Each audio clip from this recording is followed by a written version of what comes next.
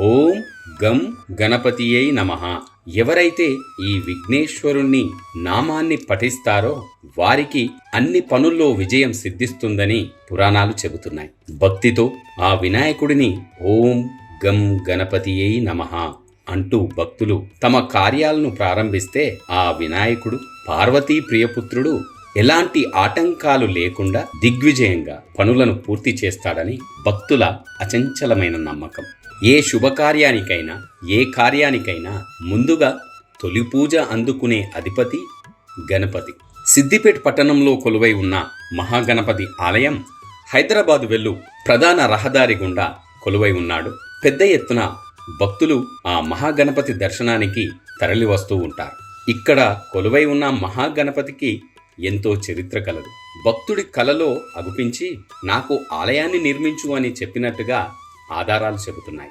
అనుకున్నదే తడువుగా ఆ భక్తుడు ఇక్కడ ఆ లంబోదరుడికి ఆలయాన్ని నిర్మించి పూజలు జరిపినట్టుగా ఇక్కడి శాసనాలు చెబుతున్నాయి.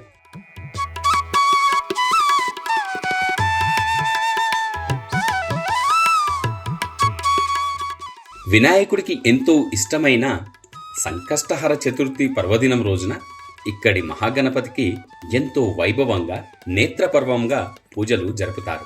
ఉదయపూర్వమే అభిషేకాలు అర్చనలు చేసిన అనంతరం గరికమాలలతో గులాబీలతో అలంకరించి భక్తులకు దర్శనం కల్పిస్తారు.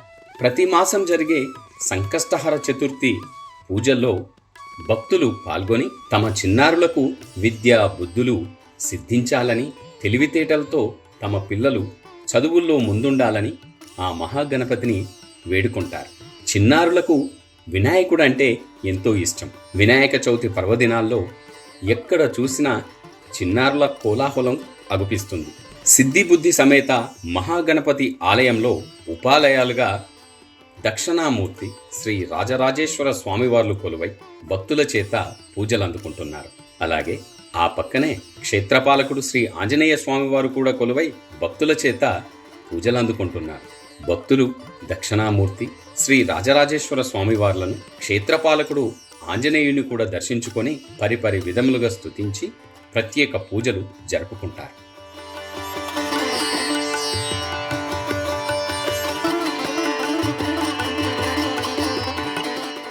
ఎడమవైపుగా ఉన్న పార్వతీమాత తన ప్రియపుత్రుడు కొలువైన ఆలయంలోనే ఉపాలయములుగా కొలువై భక్తుల చేత పూజలు అందుకుంటుంది. శ్రీ మహాగణపతి ఆలయానికి వచ్చిన భక్తులు, మహిళలు శ్రీ పార్వతీమాత శ్రీచక్రానికి కుంకుమ పూజలు జరుపుకోవడం ఆనవాయితీ. అమ్మవారికి భక్తి శ్రద్ధలతో కుంకుమ పూజలు జరుపుకొని చల్లంగా చూడమ్మా అని వేడుకుంటారు. ఆ పక్కనే మరో ఉపాలయాలుగా శ్రీ సంతాన నాగేంద్ర స్వామివారు కొలువై భక్తుల చేత పూజలు అందుకుంటున్నారు. సంతానం లేని వారికి ఈ ఆలయంలోని సంతాన నాగేంద్ర స్వామివారికి పూజలు జరుపుకుంటే తప్పక సంతానాన్ని ఇస్తాడని భక్తుల అచంచలమైన నమ్మకం. నాగదోష పరిహారార్థం ఇక్కడ భక్తులు జోడు నాగులకు ప్రత్యేక అభిషేకాలు, పూజలు జరుపుకుంటారు. వారి దోష పరిహారార్థం అయిన తర్వాత మరోమారు ఆలయానికి వచ్చి భక్తితో ఆ స్వామివారికి అభిషేకాల్ని జరుపుకొని చల్లంగా చూడమని వేడుకుంటారు. ఇదే ఆలయంలో నవగ్రహాలు కొలువై ఉన్నాయి. భక్తులు ప్రతిరోజు ఆ నవగ్రహాలకు ప్రత్యేక పూజలు జరుపుకొని తరిస్తూ ఉంటారు. ఎంతో విశిష్టత, ప్రాశస్తం కలిగి ఉన్న సిద్ధిబుద్ధి సమేత శ్రీ మహాగణపతిని మనందరం దర్శించుకుందాం.